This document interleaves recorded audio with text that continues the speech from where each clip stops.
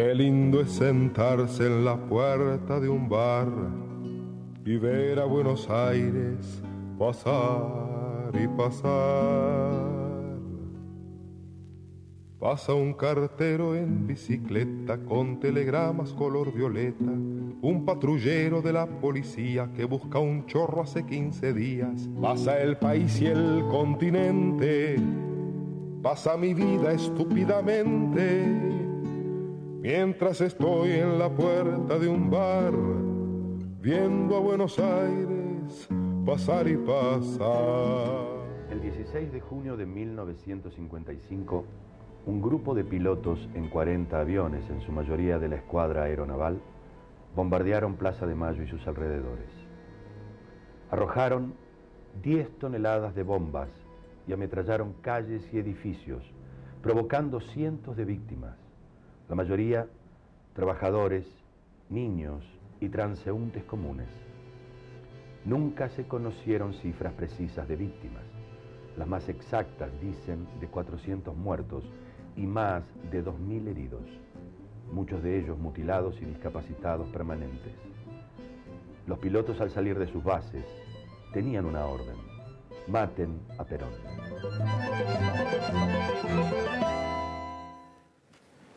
Dentro de pocos minutos vamos a entrar en el 16 de junio, un nuevo aniversario, el 57 aniversario de aquel bombardeo a Plaza de Mayo, que dio origen a esta película de cine que se llama Maten a Perón, y que, digamos que que se hizo en el año 2005 cuando se cumplía el 50 aniversario de ese bombardeo, y que al decir de sus productores, sus ideólogos, el tema no estaba instalado, o sea, estaba como oculto en la historia argentina. Estamos acá con Lorena Popoy. ¿Cómo le va, Lorena? ¿Cómo estás? Muy bien, don Eduardo. Muy bien. Milcía Espeña. Con la CEDU. Leonardo Nápole. ¿Cómo te va? A ver, disparador. ¿Por qué hicieron esta película? ¿Cuál fue el motivo por el cual ustedes quisieron tomar este tema en aquel año 2005? En realidad empezamos en el año 2004. Trabajábamos juntos y decíamos, el año que viene se cumplen 50 años del bombardeo, y parte de una anécdota personal. Es decir, yo nací 16 días antes y mi madre me contó cómo en la esquina de General Paz y Constituyente, donde está el gasómetro, habían bombardeado ese lugar, y la casa donde yo tenía 16 días, la casa de enfrente, cayó una bomba, mataron a toda esa gente, voló la casa, y mi mamá me agarró y yo contaba esto. Y mi vieja siempre contaba, cuando pasaron los años, siempre me decía, mi madre no era peronista, y decía, mirá, yo no sé si eran peronistas, lo que vi caer eran todos argentinos. Cuando caían todos. Ahí empezamos a echarle y decían, che, ¿por qué no hacemos la película?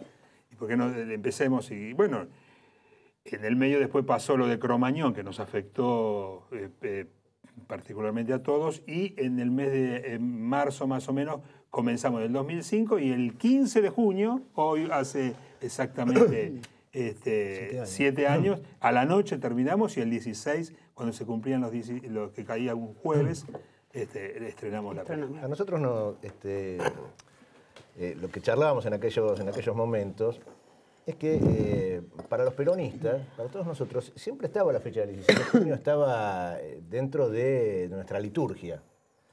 Ahora, a nosotros particularmente nos pasó, y teníamos esa inquietud, ¿no? Cuando charlábamos y empezábamos a soñar con la posibilidad de hacer una película, o con hacer algo que después derivó en un documental, nos encontramos con un montón de cosas que no sabíamos, que desconocíamos, que no nos imaginábamos que había sido así.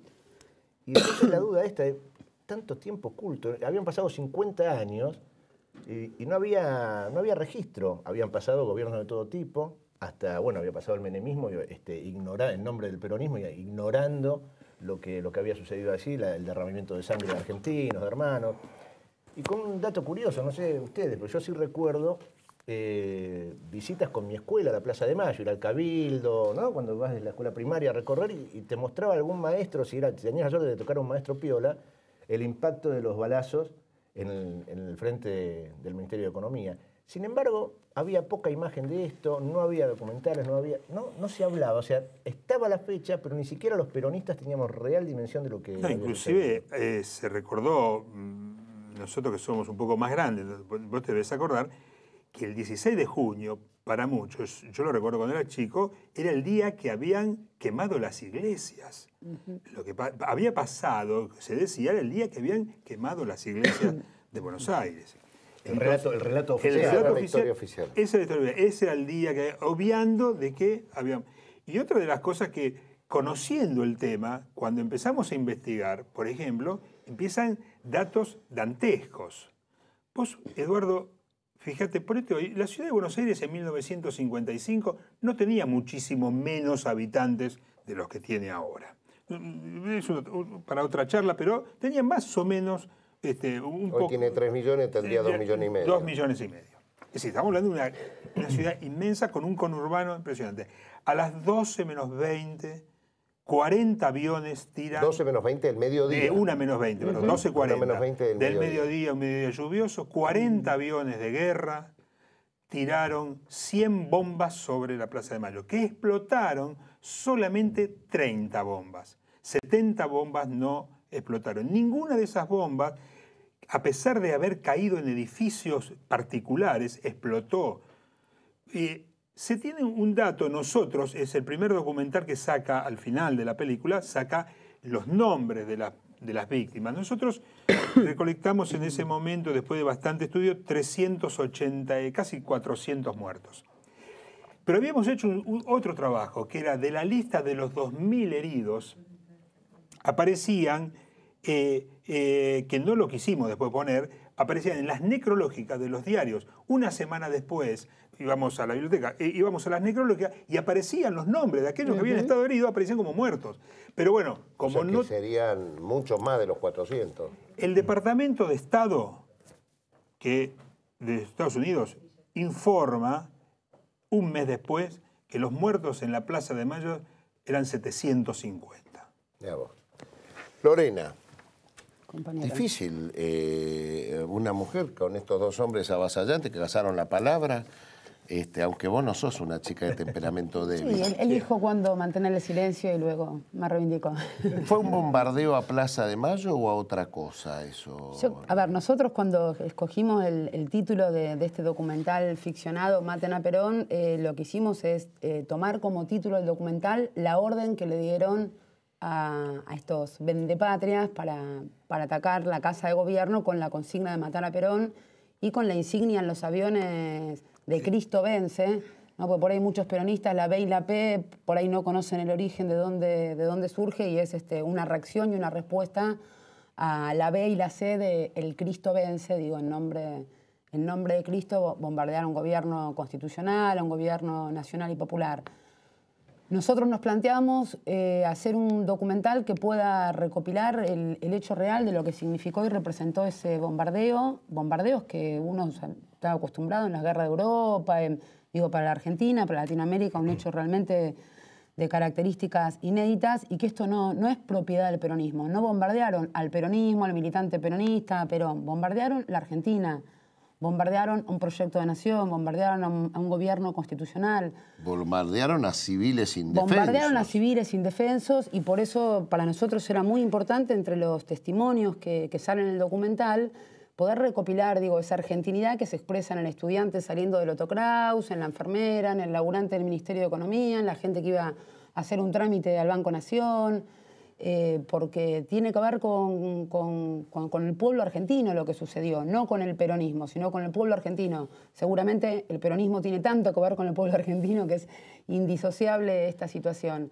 Pero siempre nosotros desde la concepción que cuando se bombardea un gobierno nacional y popular de mayorías y elegido por el voto popular, en realidad se está bombardeando el conjunto del pueblo, paralelos que luego uno podría hacer con otras situaciones de la historia donde por ahí las bombas no caen literalmente de manera tangible desde el cielo, pero se bombardean de otra manera. Vos sabés que esto que decía Lore recién, una de las decisiones de cómo hacer el documental fue no hacerlo, la primera decisión que tomamos, creo, ¿no?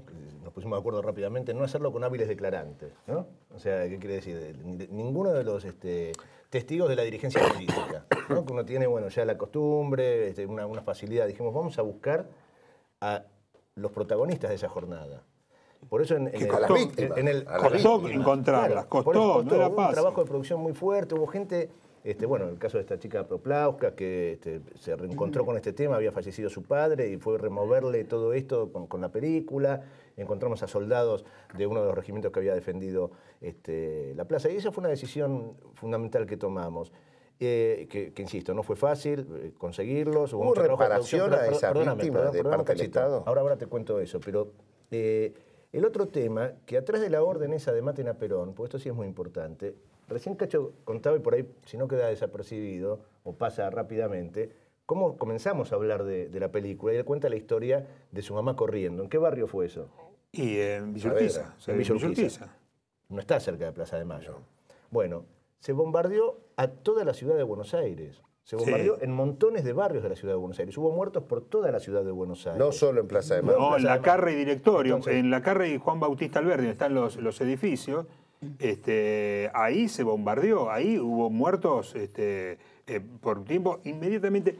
Porque perdóname, en la residencia, en la zona de la residencia, en Las Heras, en la antigua residencia presidencial, ha muerto en toda la ciudad de Buenos Aires. La Biblioteca Nacional. Claro, la avenida Las Heras y Pueyrredón fue arrasada. Porque ahí vivía Perón y Evita. Un dato más. No, pero ya no estaba Evita. Un dato más es, mencionaba Lore también el tema de las guerras, no estaba acostumbrado. Bueno, está Guernica, ¿no? Que da origen después a esa tragedia, ese hecho luctuoso, en la guerra donde hay un bombardeo sobre población civil, pero de fuerza enemiga. En Guernica murió mucho menos gente de la que murió en la Plaza de Mayo en los bombardeos de junio del 55. En el bautismo de fuego, ¿no? El bautismo de fuego de la aviación. A mí me quedó fuerte, porque es verdad, esto de que la historia oficial los indicaba esto como el día que se quemaron las iglesias. Sí. No me acordaba de eso, pero es exactamente así. Este era el día de la aberración, pero a su vez yo vi en el documental que hay un hecho paradigmático ese día, ¿no? Que no habían terminado de bombardear todavía Plaza de Mayo, que el Vaticano salía la información, ustedes muestran en el documental, no calcularon la hora, que lo había excomulgado a Perón. Claro, no calcularon la diferencia. No se había quemado ninguna iglesia y ya estaba excomulgado Perón. Ese fue un hallazgo de la película, es esa. A las 17:40, hora de Roma, lo dice ahí el negro Risi, ¿no? Cuando va relatando el guión que escribió Cacho, a las 17:40 se anuncia y se publica, ¿no? En los frentes, digamos, de la vidriera del manifiesto. Del Correo de la Sera. Bueno, ahí en Roma, la iglesia argentina excomulgó a Perón. Y nosotros ponemos una imagen allí en el documental de un reloj, de una de las torres, caído, donde está parado exactamente a las 12:40. 12:40, que es la misma hora 17:40 de Roma. Vamos a ver, señor director, creo que usted lo seleccionó, ¿no?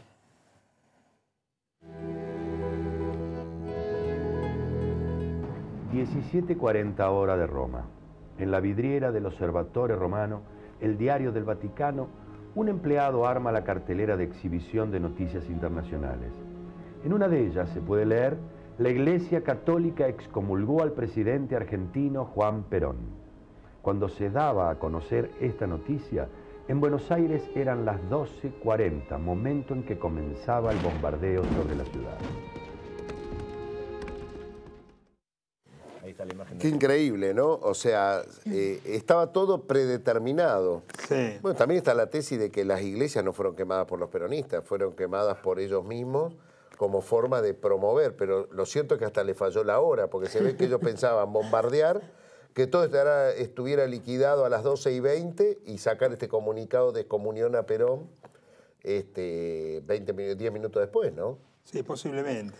Ahora, ¿fue reparada las familias de las víctimas de este bombardeo? ¿El Estado argentino tiene pendiente todavía esa reparación? Hay un abogado que a nosotros, Eduardo González, que es un abogado chaqueño, que a nosotros nos dio una gran mano, que él se preocupó por más o menos ir averiguando y recolectando los nombres de toda la gente. Y nosotros le aportamos muchos.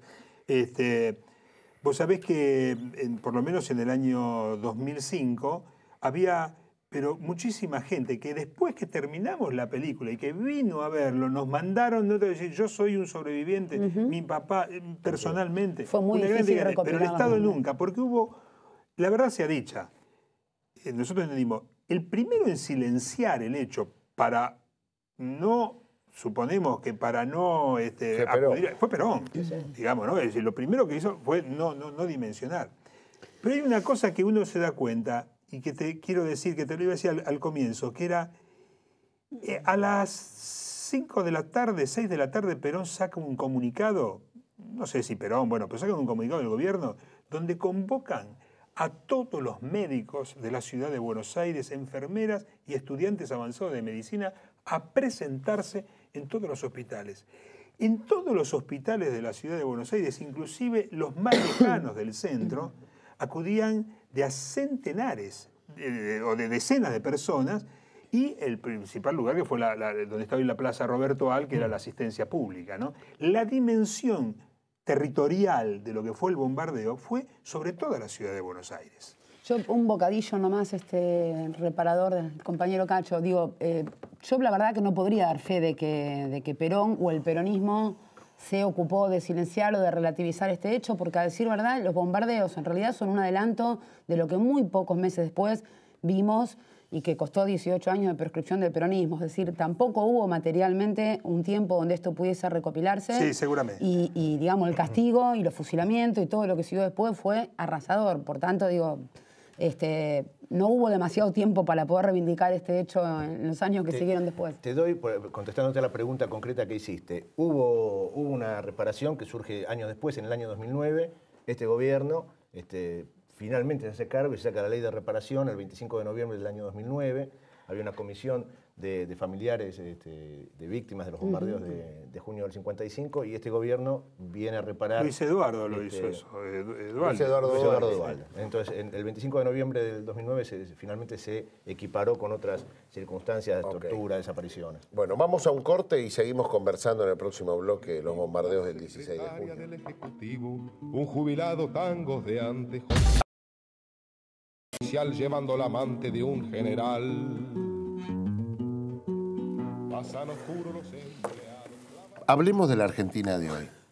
Eso decía Lorena en el bloque. Dale, Lorena. No, que estábamos charlando acá en el entretiempo un poco de algunas anécdotas del documental que la verdad que... No, lo primero que tenemos que hacer es reivindicar al director, que vos mismo habías planteado, a Fernando Musante, que no ha podido venir hoy a acompañar. Sí, la verdad que ha hecho un gran trabajo Fernando, fue difícil, esto fue un documental ficcionado, hay que aclararlo, que tuvo muchas escenas de ficción, con locaciones en interiores, con cosas que se hicieron en el exterior, en subterráneos. Un gran trabajo de edición de Fernando que cuenta la película de una manera impresionante. Un laburo impresionante minutos. Y la perlita del tango de cierre de Vázquez. La milonga, que realmente es muy bella.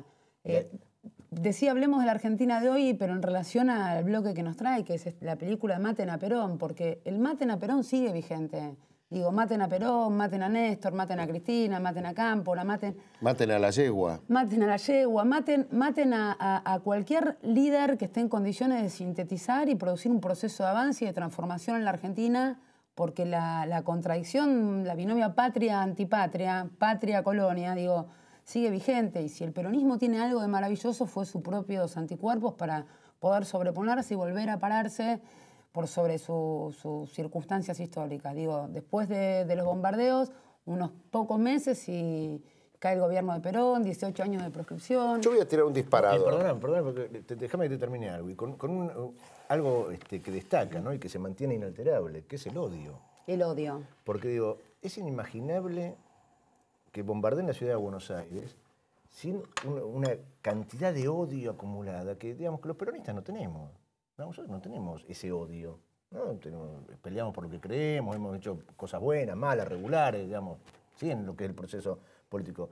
Y recientemente, días atrás, volvemos a ver algunas escenas de ese odio, ¿no? Entonces, ojo al Cristo que es de palo, ojo al Cristo que es de palo, ¿no? Señor director, ¿Me puede a ver si podemos tomar esta página que es el Clarín del 17 de junio? Fíjense cuando dirigía Roberto Noble, ¿no? O sea, a diferencia del Clarín del 24 de marzo del 76, este Clarín del 17 de junio, del día siguiente, en el 55, no solo dice bombardearon la Casa de Gobierno, muchas víctimas, sino que acá lo repudia expresamente como, al lado del título, como subtítulo, dice monstruoso e inhumano. Vamos a ser honestos, esto es lo que figura en este Clarín. Ahora, yo me voy a meter en una discusión entre ustedes. Yo no sé, jugando para Cacho Napoli, si la pasividad con la cual tomó Perón, por ahí el hombre es humano, también puede ser que le sorprendió y quedó conmocionado, ¿no? No sirvió para que 4 meses después le hicieran el golpe definitivo. Perdón, 2 meses después le hicieran el golpe definitivo. Y es muy posible, Eduardo, porque una pregunta que seguramente nos hacemos todos los peronistas es si acaso esos bombardeos no fueron la advertencia para que Perón pueda reordenar y tomar grandes medidas de Estado y de disciplina sobre la Fuerza Armada y de Seguridad para evitar lo que siguió después. Digo, podríamos hacer una novela, una ficción, escribir, investigar sobre qué pasó por la cabeza de Perón. Lo que realmente pasó en esos es que Isaac Rojas amenaza con bombardear donde nació Zunilda, que era la destilería La Plata, y Mar del Plata, digamos, ¿no? Es decir, estaban los barcos apuntando, ese mismo día estaban apuntando contra este lugar. Esos 2 meses definieron de septiembre. De septiembre. Ah, en septiembre. En septiembre. ¿Pero Rojas tuvo algún protagonismo en ese 16 de junio? No. No, ¿Esto Aramburu. ¿Qué fuerza Aramburu, claro. de ejército? ¿El ejército? No, la Marina. Olivieri, Garbuglio, ministro de Perón, los dos. ¿Cómo ministro de Perón? Sí, Olivieri era el ministro de Perón. Y se da vuelta y va a bombardear Plaza de Mayo. Claro, se hace el que está enfermo, cuando Perón le pide explicaciones de lo que está pasando, a la mañana cuando se empiezan a correr los rumores, y él dice, no, que está todo bien. ¿Y Roque Carranza anduvo por ahí? Roque Carranza ¿O Miguel Ángel Zavala Ortiz? No, Roque Carranza, al cual es la estación esta que está de subterráneo, Roque Carranza es el autor material en el año 53 de una movilización que hubo en Plaza de Mayo a favor de Perón de poner una bomba. Fue juzgado. En medio de la Quisieron poner una bomba en una manifestación. Él fue digamos, el ideólogo de esto, fue sentenciado por eso y todo. En el año 55, 56 creo que No, 56 ya no estaba. No, por eso, en el 56 apenas toma la libertad él, por eso. Y después, Zavala Ortiz, que después fue ministro. Canciller de Ilia, fue el único civil que se escapa de Ezeiza cuando comprueba de que este intento de golpe estaba frustrado, digamos. Pero él participó. Participa, sí, participa él. De arriba de los aviones. Sí, hay varios notables que participaron. Dale. Que fueron a mirá, bueno. El que estaba en la legislatura Estrada, ¿cómo se llamaba? Sí, bueno, Escudé, por ejemplo, Juan Carlos Escudé, padre de Carlos Escudé. Pero todos ellos, lo destacable, se van a Uruguay y vuelven con honores, o sea, no hubo sanciones, vuelven con honores, estos asesinos, hijos de mala madre. Se asilan en Uruguay. Recibidos por el presidente Valle. Perón, presidente de la Nación, lo recibe. Valle Padre lo recibe, y al lado del presidente uruguayo estaba Suárez Mason. Inmediatamente llega Eduardo Macera y Mayorga. Fíjate que te estoy hablando de 20. O sea, los asesinos de aquel tiempo, del 55, no fueron distintos de los asesinos que llegaron con más experiencia en el 76. Ocuparon los pilotos. Se ha dicho que los pilotos que bombardearon Plaza de Mayo eran chicos jóvenes en su mayoría. Por eso que después fueron gente más o menos de mediana edad, 20 años después. Tenían 22, 23 años. Por ejemplo, Alex Richmond, que yo tengo una anécdota con su hijo, que cuando nosotros filmamos la película, el hijo del que bombardeó Plaza de Mayo era el director de la escuela, y realmente debo decir, creo que sigue siendo actualmente el director de la base, creo, no sé si seguirá siendo, pero hasta hace poco tiempo lo era. nos recibió, y disculpen la expresión, dice, mi viejo se mandó un cagadón, dijo, se mandó un cagadón. Pero nosotros pertenezco al grupo que volteamos el Sheffield, decía. Él había sido combatiente malvinero. Sí. Tengo ahí para una Dale, pregunta. que estamos... ¿Sí? ¿Tenemos Sí, 30? dale. Vos sabés que esa mañana, el 16 de junio, Perón se reunió con el embajador norteamericano. Sí. Iban a discutir una cosa. Venía la ICA a instalarse en Argentina. La Industrias Kaiser. Industrias Kaiser, ¿sí? Y en los bombardeos muere un ingeniero de ICA, que lo mantienen oculto eso. ¿Y sabes por qué iba a hablar el embajador? O sea, un ingeniero que iba a la reunión con Perón. Claro, a la salida de la reunión después muere el ingeniero ahí, ¿no? Que lo metieron oculto. Pero ¿sabes qué pasaba con Perón? ¿Por qué estaba el embajador reunido? Porque muchos dijeron le fue a avisar. No. Perón le dijo, miren, acá antes de vender autos y empezar a cobrarlos, los fabrican. Fabrican toda la producción, porque estaba la ley de comercio. Esto es lo que le había dicho el secretario de Comercio, que podría ser el hombre de Angola, que hablaban la semana pasada. ¿Sí? Bueno, eso es lo que hacía Perón. Y por esas cosas vino el bombardeo. Por la protección a la industria, por la protección a los intereses del pueblo. No por otras cosas. Chicos, les agradezco, Lorena, Milcíades, Cacho. Saludos a Fernando Musante, felicitaciones por este trabajo.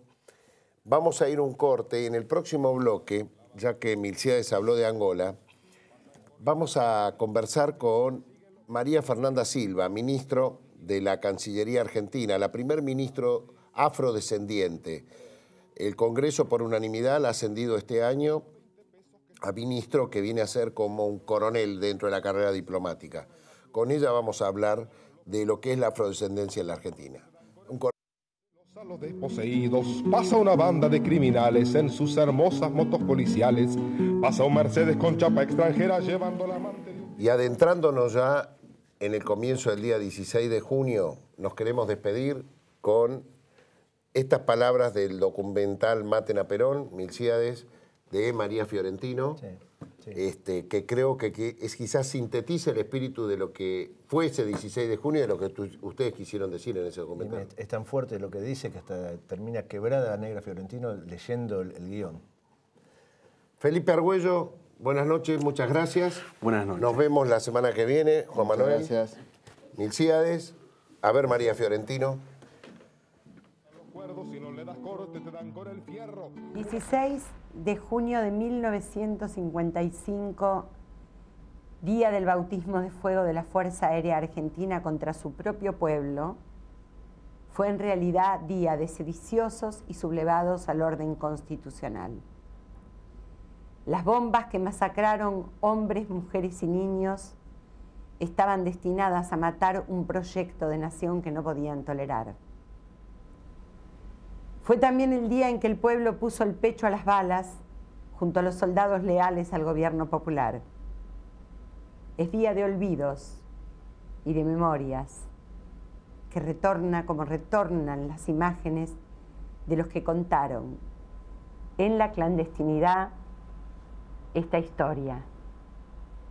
A ellos y a los muertos de la Plaza de Mayo, intentamos rescatarlos de la muerte trayéndolos con nombre y apellido. En verdad, fueron muchos más que el paso del tiempo, la censura y la impunidad nos impidieron encontrar. Pasa un Mercedes con chapa extranjera llevando la amante de un tipo cualquiera. Pasa un Mercedes con chapa oficial llevando la amante de un general. Pasan oscuros los empleados clavándole el codo al tipo de al lado. Pasan oscuros los tipos de al lado clavándole el codo a los de su...